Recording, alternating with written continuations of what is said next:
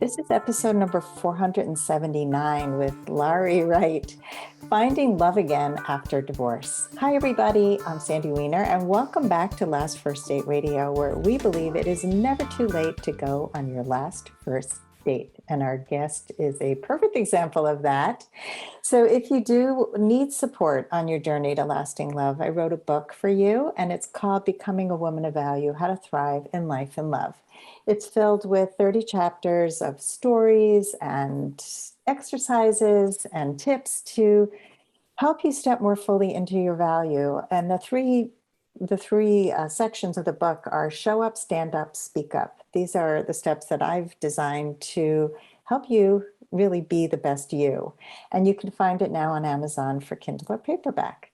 This week's tip from the book is step number 9, which is love is your birthright. We often believe that love happens to the lucky ones and not to me, but to everyone else. And again, Laurie's a perfect example of this, of finding love again after divorce. But, just you have to believe that it's possible for you, because otherwise you're going to walk around thinking love is not possible. So my challenge to you this week is believe that love is your birthright, and start looking for signs of love everywhere in your life.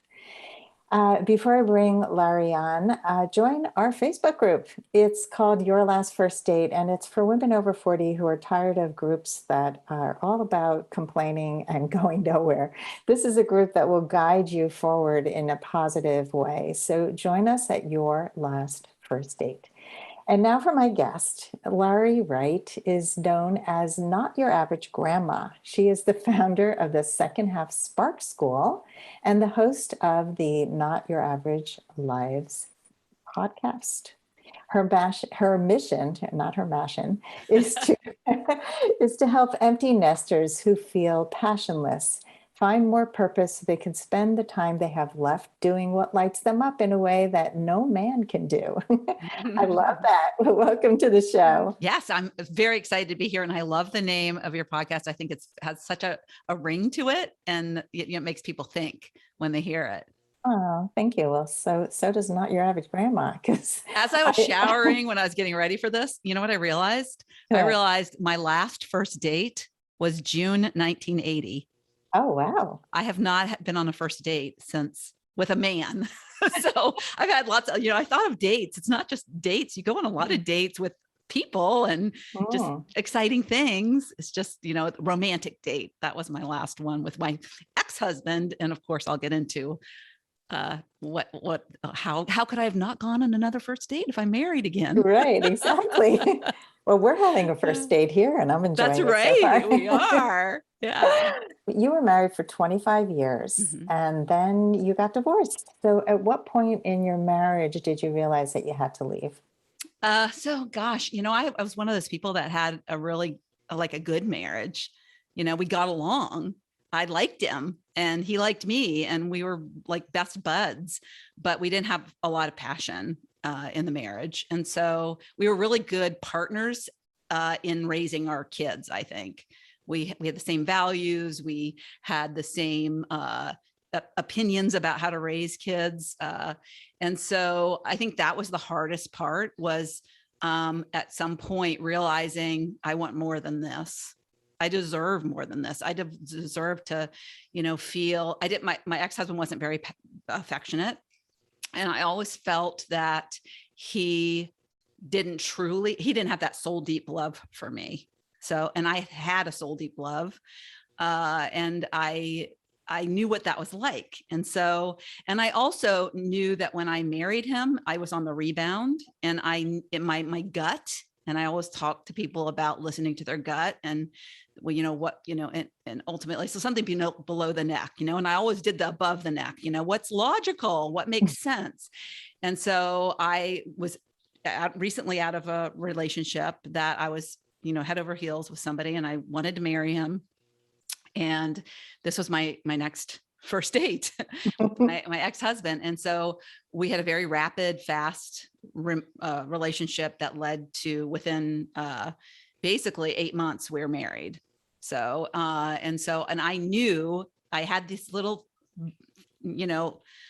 seedling that was in my head or in my heart, that was just like this, you shouldn't be doing this. You should not, this is, he on paper, it was all the right things. He's just a stable guy. He's, good man, good father. He'll make a good father. And he was a little bit older than me, 4.5 years older. And so the person that I had just broken up with was just, he didn't want to commit. And he was just very independent, just got out of college, was, running around being wild man. And I just wanted I wanted to settle down. I wanted the things that my ex-boyfriend didn't want. But I had this little thing in my gut that was like, you're making a mistake. And I ignored it and I just proceeded. And then we had kids early. We just, right away had kids. We just got into the soccer and, growing kids. And so it was when they got into college, it's kind of when they left and when it was like him and me.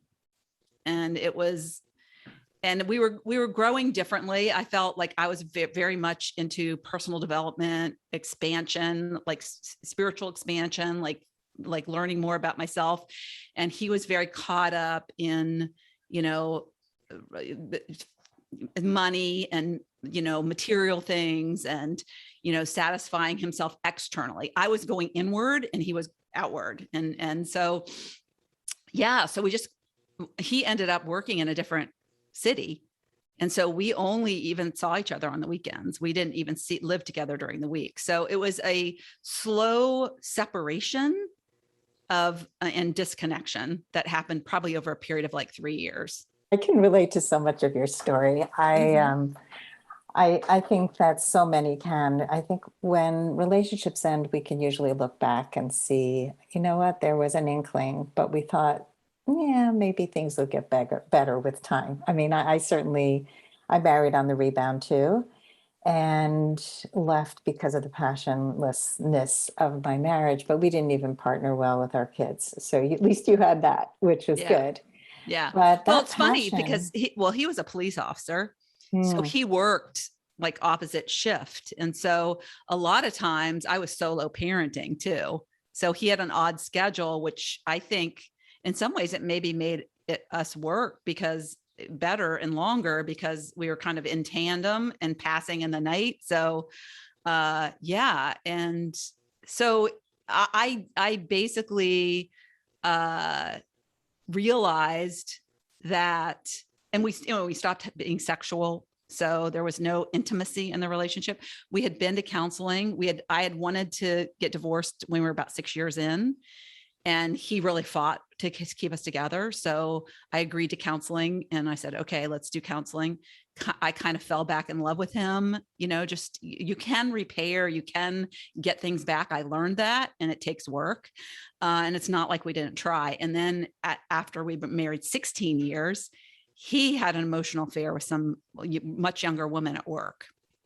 And so when I discovered that was a big upheaval in our life, and I fought to keep us back because, ultimately I come from, divorce is not a part of my vocabulary. I mean, it's not in my family. It's not, I think you're so resistant to that when it's not a part of your experience. And so I didn't want the judgment from other people. I didn't want my kids to have to go through that and have to be at separate houses. And I just didn't want that for my children. So I fought hard for my children.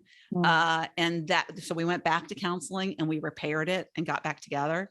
And got, marriage back intact. It took a lot of work. But we did. It took a lot of work for me but I never really resented him for that because I felt like I was a party to that because I was neglectful. I was like, what I did throughout my marriage is I sunk myself into my work, and I became very successful in the corporate world. And that was my everything. And I was like on the computer all the time. I would come home, I would open my computer. I would, I just dedicated everything to my work. And then my kids, of course. So when I wasn't working, I was like carting them to practice, being, as much as I was a working mom, but I was very much into their stuff, and knew all their friends. And so very active parenting role. And he was like, third or fourth on the list.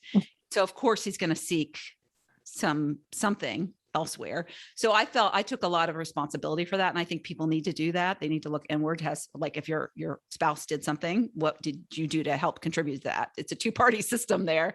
And so, and then finally I was just like, it's just him and me. And I didn't see a life that I wanted. But what I didn't realize, and I learned along the way, is that passion is not just another person. Passion, you need to find the passion within. And, I'm sure you talk about that a lot. I'm sure your book covers that a lot, but, we seek an external source to light us up. And so I called my old boyfriend. So that's what I did.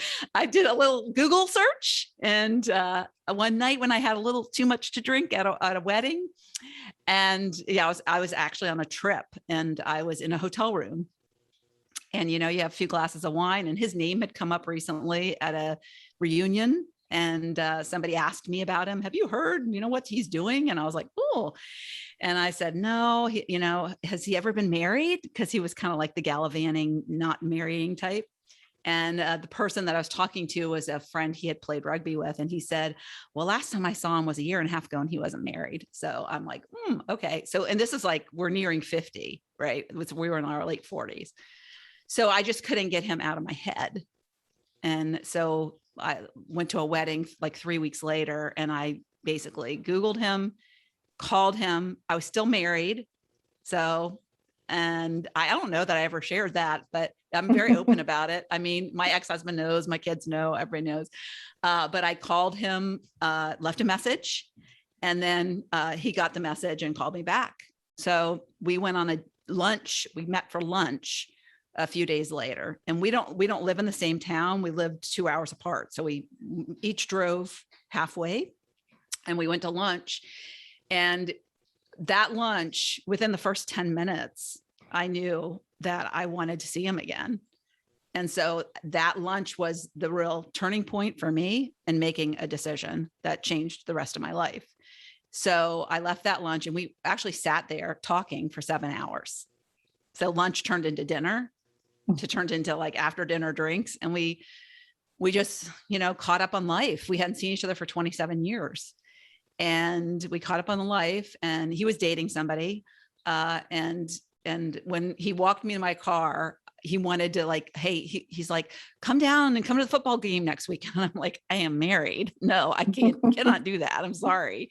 But I knew I wanted to see him again. So I actually told my husband the next time I saw him that I wanted to separate. And so that was when it all changed, is when I finally made the decision that no matter what happens, I'm going to step out into the unknown.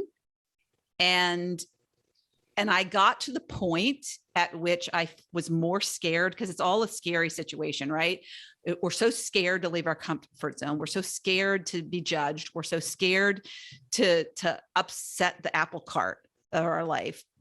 But what we don't realize is it changes can be magical. And it wasn't that there wasn't pain as a result of the change, but the pain was unnecessary. It was unnecessary for everybody to have the life that we all have now. We're all so happy.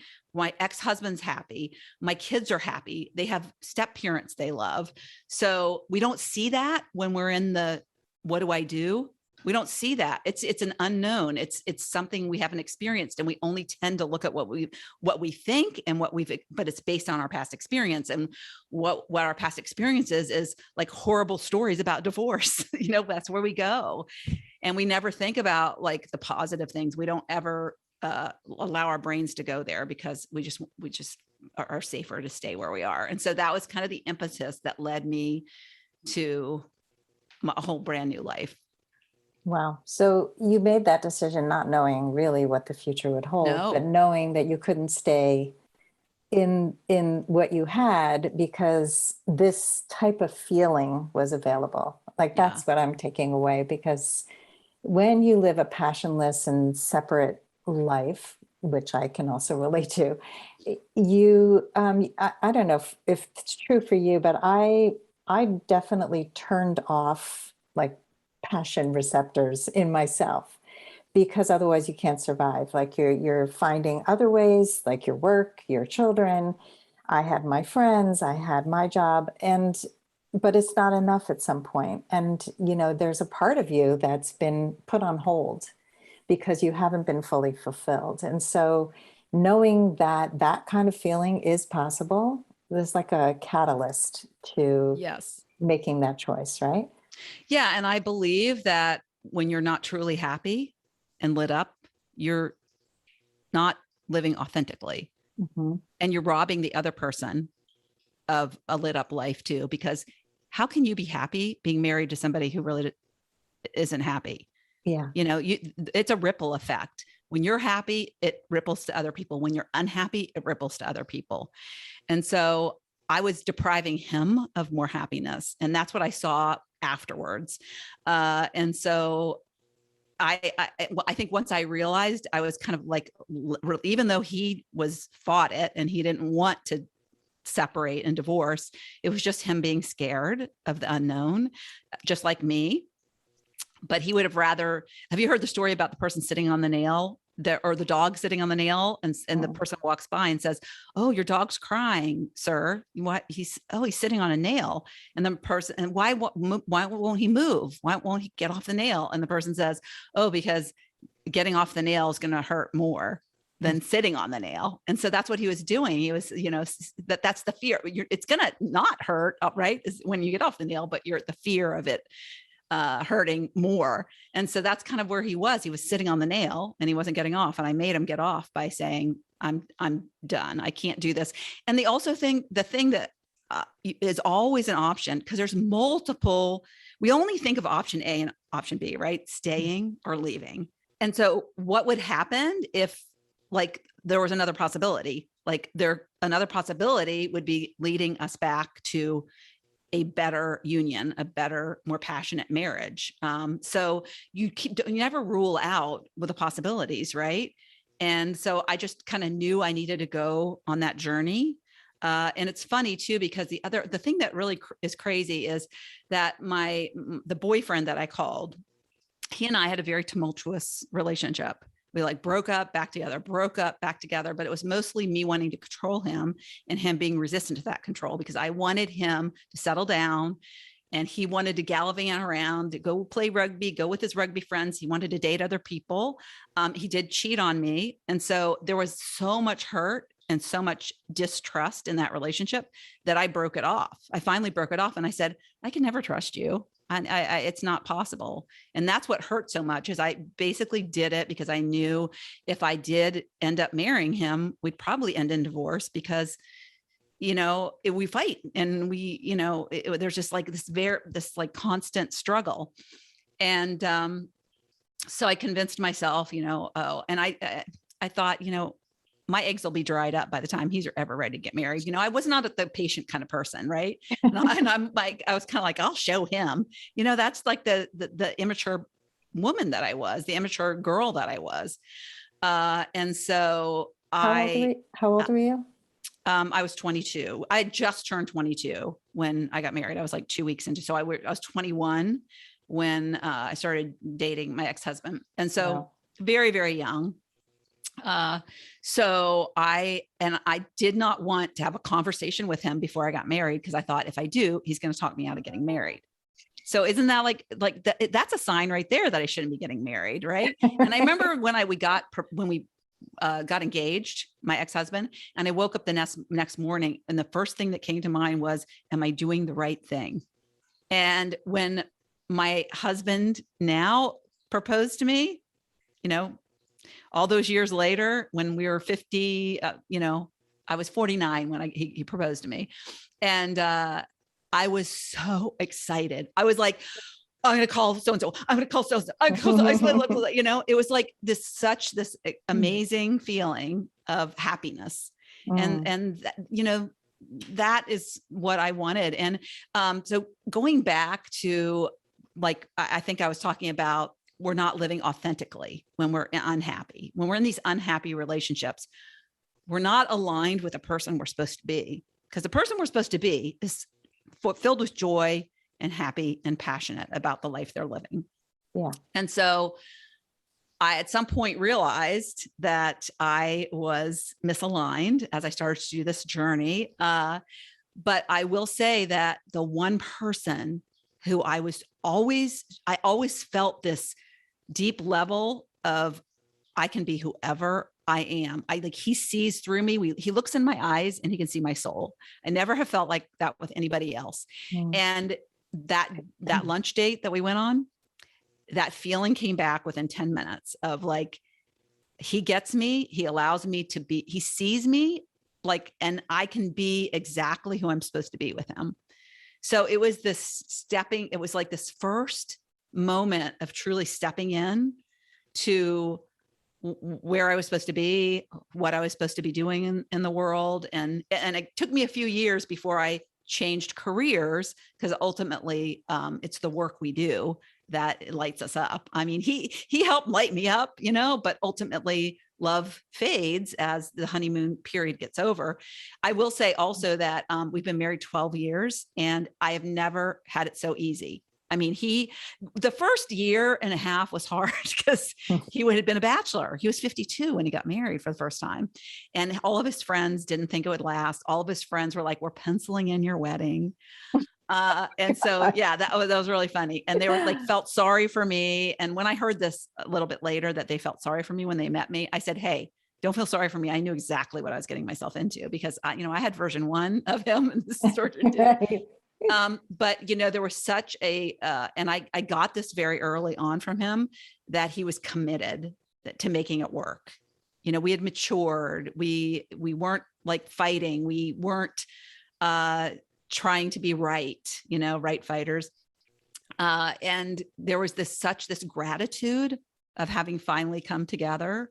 And he told me that he thought that we would have eventually gotten together, but it would have been later, like maybe a decade later. And I thought that was a really interesting perspective, that in a way he was kind of waiting for me to come back. Then that's one of the reasons he never got married. So yeah, it was, I basically jumped and trusted the net would be there, because, given our past history. And I remember I used to listen to Gayle King on the radio when I drive to work. I loved her show on XM. And I used to listen to her, and she'd say, oh, Tiger never changes his stripes. Once a cheater, always a cheater. And, I would think, will I ever be able to trust him if we ever got back together? Because periodically through the years, I had a box of his stuff. And when we'd move to a new house, the box would go with us. And I would look at that box and I was like, I should throw this away. And I was like, no, I can't throw it. But, those thoughts would come like, if, what if, oh, I don't think so. I don't think it could ever work, blah, blah, blah. Once I made the commitment that I was going to start dating him, that I was going to go through with my divorce, I never went back to the past. I never used anything against him. I never distrusted him. It was all about from here forward. It was like the slate was clean. And I think that made a huge difference too. And we had, we were different people. We had grown and matured. And so, yeah. So I guess my answer to how to go on your last first date is like, just call up your old boyfriend, see what he's doing. Yeah. And, sometimes I think we have this fear of rejection, but holy moly, I mean, my whole life changed, and it's, I'm so grateful and thankful for it. It's an amazing story. I mean, I actually did call my ex-boyfriend. As I was divorcing, he was still married, and I had all of these like growth experiences as I was divorcing, as I was at the end of my marriage. And one of them was that I felt there was a lot that I hadn't said in relationships.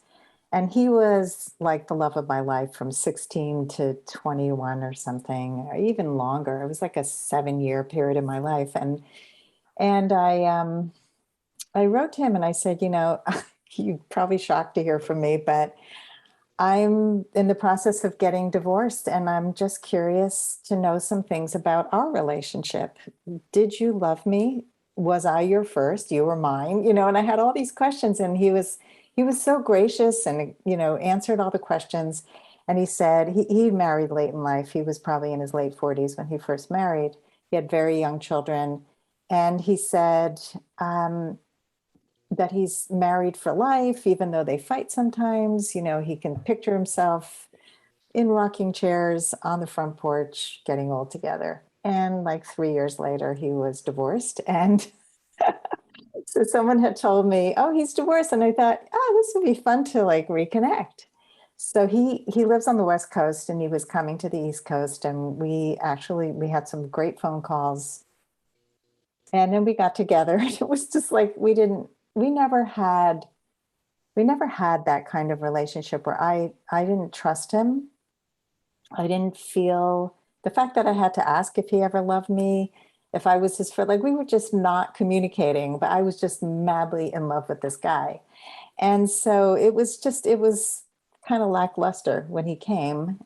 It was sweet, but it wasn't that reunion that you had.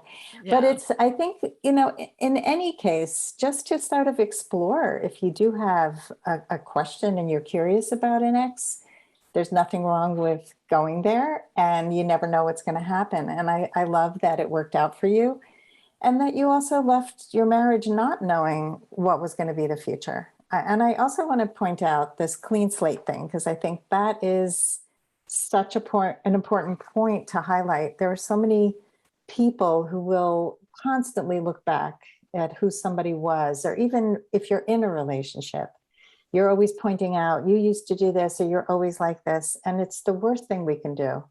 We have to give people a chance to repair. You used the word repair before, and I think repair is such an important part of relationships, so that we see each other every day as a clean slate, and that we can start over and that we can do better.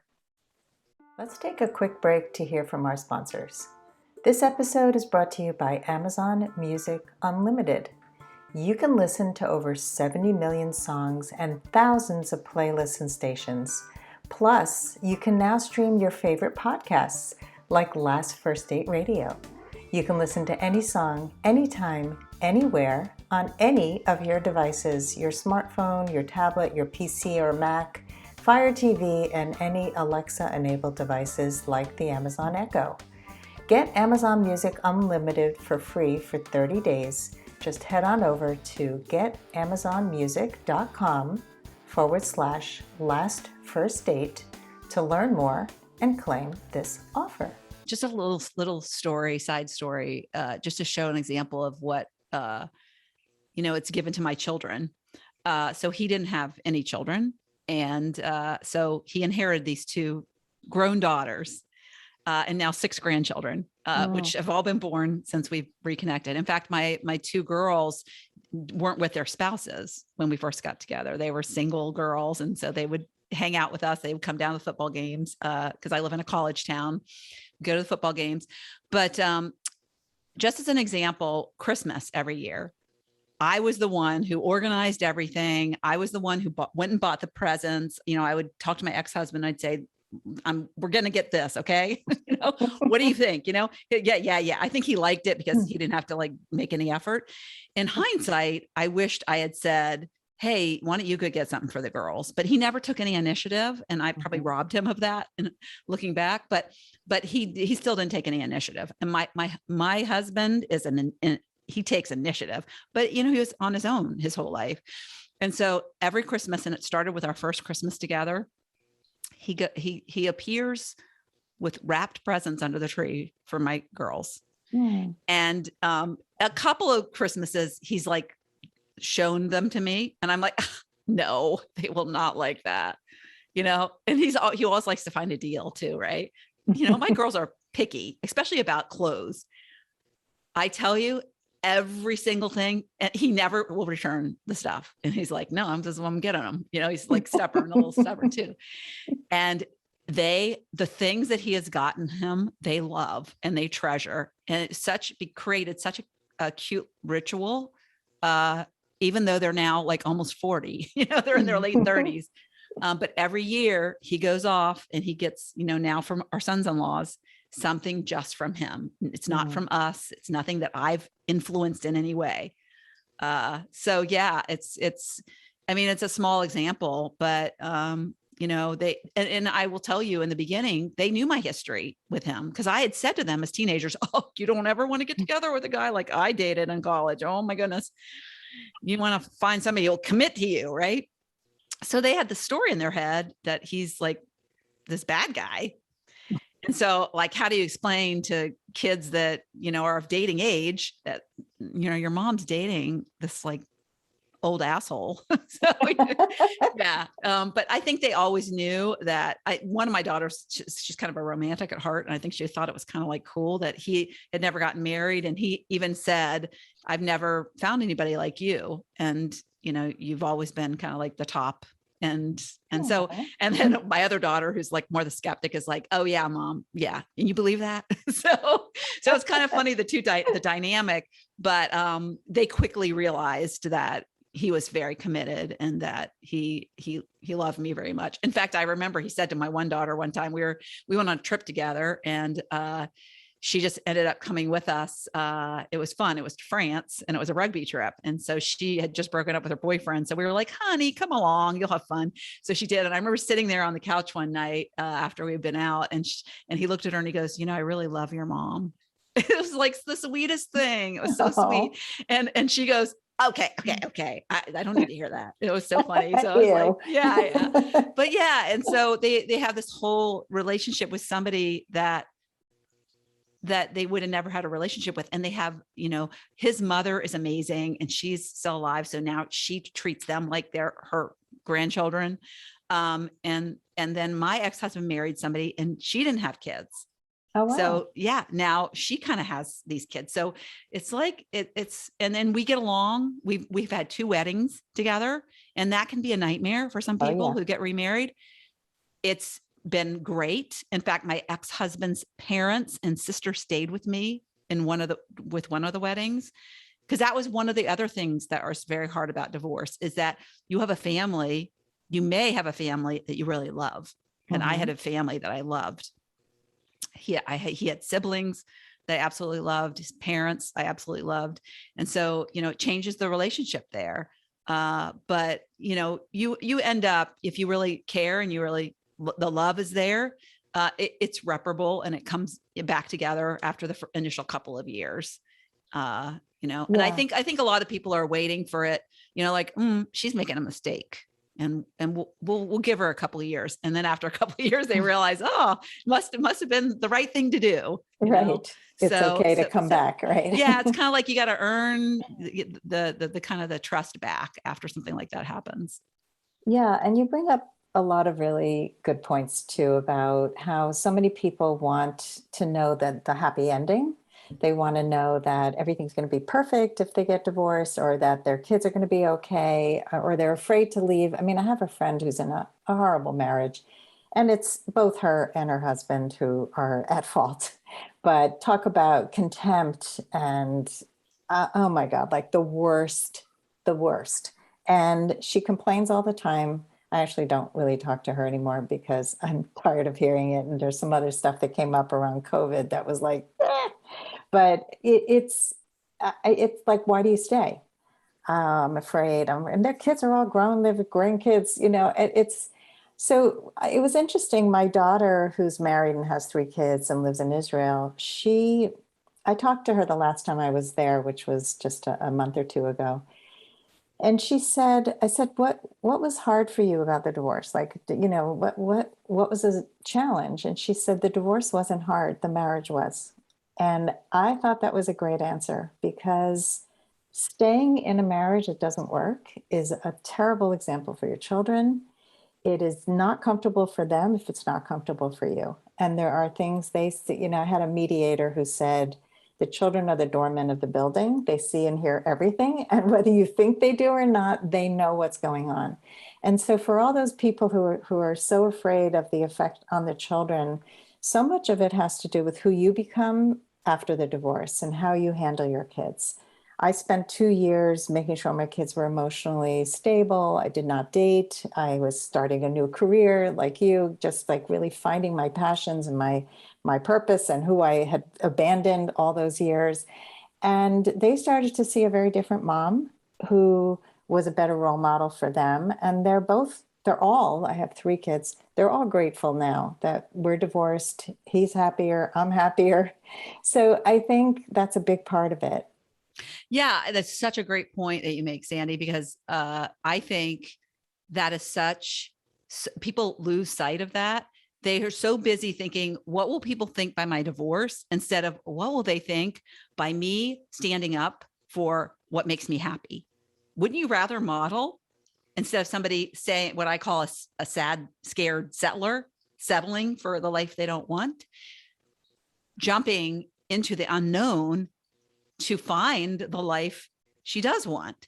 Like, what do I want for my kids? I don't want them to stay in unhappy marriages and with an empty cup and not living their dreams. I want them to, but I think I gave them a really good example of you need to work on it. One example is I went down, my oldest daughter and her husband just celebrated their 10th wedding anniversary. And I called them up about a month beforehand. And I said, cause they have 4 kids and they don't do anything but except, be parents. And I said, how about if I come down and watch your kids and you guys go away for the weekend? Because I know that time together is so vital. And I didn't have enough of that in my first marriage. Not that that would have made it all work out in the end, but so yeah, whatever I can do to encourage them to stay connected with each other. I'm very fortunate because I think both of my kids found their soulmates and are married to them. But getting caught up in parenting and everything. And it's a very hard season when you have little kids and you're so drained of your time and your energy and, takes away from the things that you want to do. Yeah. So, and that's, one of the reasons I help people are empty nesters, because even if you haven't been a stay-at-home mom, even if you've worked like me, you still being a mom, I always say it's my number one job I've ever had. It's my favorite job I've ever had. But it's a job like many jobs that it's not for life, really. At least the being needed part, the being active mom part. I mean, I'll always be a mom, but it's not the same way. I think a lot of people as grandparents, they try to replace that with the mom being very involved in their grandkids' lives. And so, I mean, if that lights you up, great. It's great. But that job as a mom is temporary. And if you really, really loved it, then there's a lot of pain when it ends. And you're probably going to be somebody that's a good coach or somebody that is a nurturer in some role. And so finding that and having a new purpose late in life that has the similar activities that you did as a mom, mentoring, guiding, all that kind of stuff. I never realized it until I was miserable in my corporate job after my kids left. It's like I was happy in my job pretty much when I was being a mom because I was doing enough of those activities in my life to light me up. They weren't work paid activities. And in some of my roles, I did do kind of the coaching, mentoring, but in some of my roles in my job, I didn't. So the more I went into companies and did the non-mentoring role, the less happy I was. And I never tied those together. I never saw the pattern. I never understood it until I started learning about what makes you passionate and the work that you do and a lot of the stuff I've read and researched. So yeah, it's very interesting. So I always say that I've had like 3 transformations at midlife. It started with love. And then I had this major health transformation where I got in the best shape of my life at age 55. And that's when I started dabbling in coaching. And so I did it. I was a Beachbody coach. I tell people that. So it was a great way to be a coach, but not have to go back to school or not have to, it was very like dipping your toes in the water. And I did it on the side and it was really, really fun. And that was like, oh, this is really fun.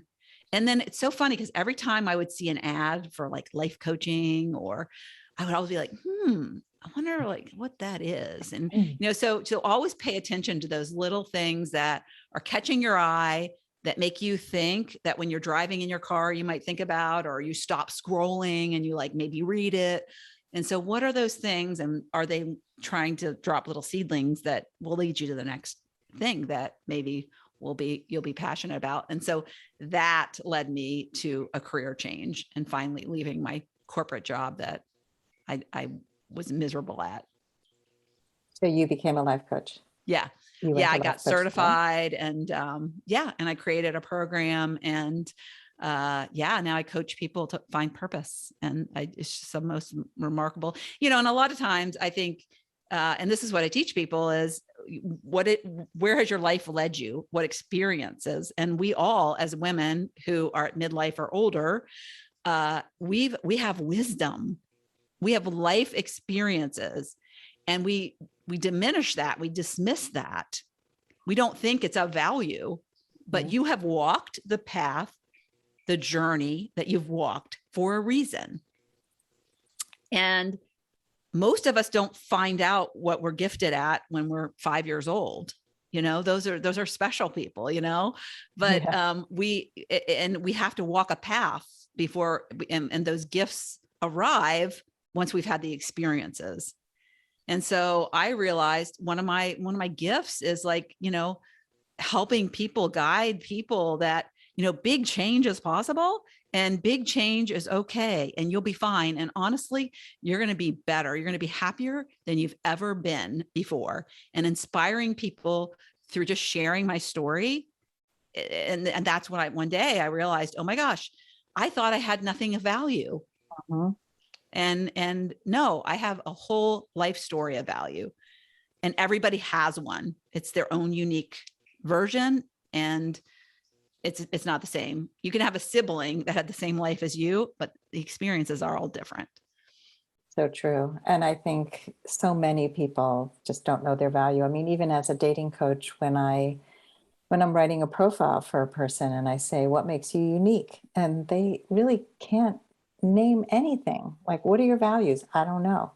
I'm not unique. I'm not special. And it's like, no, you are special. You're unique. And we all do have those stories and the way that we've shown up in the world. And they all connect. Like I've been an artist, and I was married to a comedian, and I was a comedy writer and a director, and I did a million different things.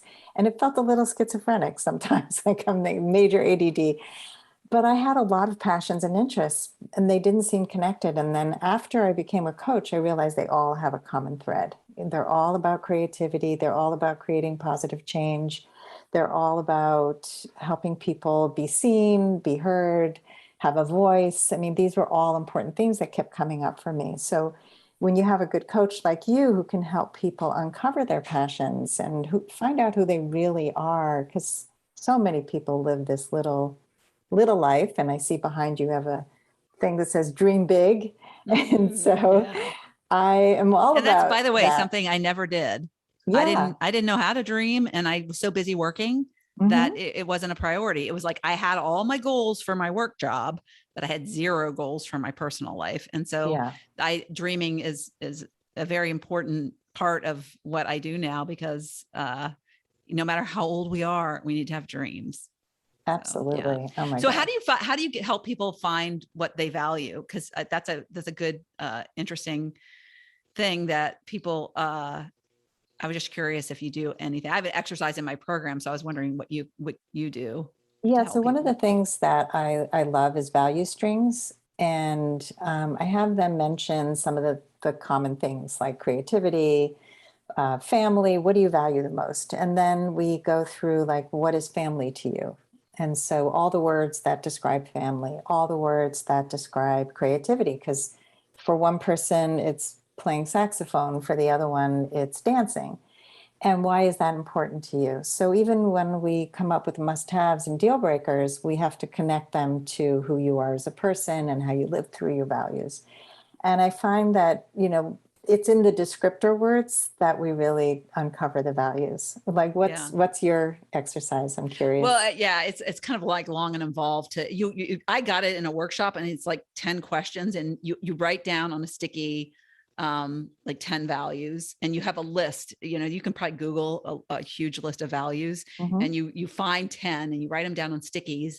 And then you have to answer these questions, which is like, like you'd always want to give up what the question is, you have to give up a value if you ever want to see your kids again. There's questions that will prompt you to like, oh, sure, here's one of my values. So you give up a sticky with every question and you're left with one sticky. And so that's your most important value. So it's kind of a fun exercise of like kind of eliminating to getting down to the one thing. But one of the things that I have found is I can tell what my values are by who I like to follow on social media. And what I'm finding the common themes are of the people, there's a lot of people that I'm on their email list, but after a while I'm like, delete. But there's people that I'll read every single email. So what is it about them that I like are probably values that are important to me, or things, things I like. And so, that made me think. I was just wondering what you do. And it made me think of that because right now Mel Robbins is like, I'm following her, and she just came out with a book, and she has the best emails. She's the best emails. I love her emails. They're always a mix of vulnerability and humor. Yes. Yeah. And humor is a big part of my value base. My dad was like a crack up. And so I am really attracted to people who have senses of humor, who have a fun air about them. And they take life so seriously all the time, So, yeah. Yeah, I mean, I married a comedian, so I'm with you on that. That's awesome. Sometimes comedians aren't so good, like privately. They're like very torn and that was the problem. But I was attracted to the lightness that he was. His stage act was very playful and fun, and his home act was very different. So but it was the attraction. That was what got me there. What got me to leave was the person who he really was not compatible with me. Yeah. But that's okay. But so I know, I mean, it's also to look at a relationship and see, well, what worked, what didn't work, and what do you want for next time? So we could talk for 20 hours, obviously, and I'm looking forward to being on your podcast soon. Yes. So as we close, though, since we can't talk for 20 hours, I'm wondering if you can share your top tip for somebody who wants to go on their last first date. Well, call your old boyfriend. That's my top tip. No. So I would say for somebody who wants to go on their last first date, I would say you just need to know who you are and what you really want out of life, and love yourself. Just love yourself. Just really get in touch with yourself. If you're not healthy on the inside, you will, like, even if you get into a relationship, you're not going to probably succeed in the relationship. So if you're seeking external, you're seeking the wrong thing. You need to seek internal. And so I would just suggest to, always be reading, always be growing, always be learning about how you can connect more with, your authentic self. It's really great. So I can recommend a book that I got in March that I love so much. It is an excerpt a day. It's called Simple Abundance. And actually when I told my students about it and I was reading something every day from it, they were like, oh my gosh, I have it on my bookshelf because it came out in 1995. Oh, wow. Although I would recommend getting it. She just redid it. And because in 1995, we didn't have like what we have technology wise. Yeah, we didn't have cell phones like we have now. So she's updated it to be like more current, but it's so great because, it's all about practicing abundance and how you do that. And embedded throughout the book are little lessons on being authentic. And I think that and every little excerpt has a quote, and she references a lot of other, she's an author by trade. She's a reader. She's a researcher. So the amount of information that she has in this book is so amazing.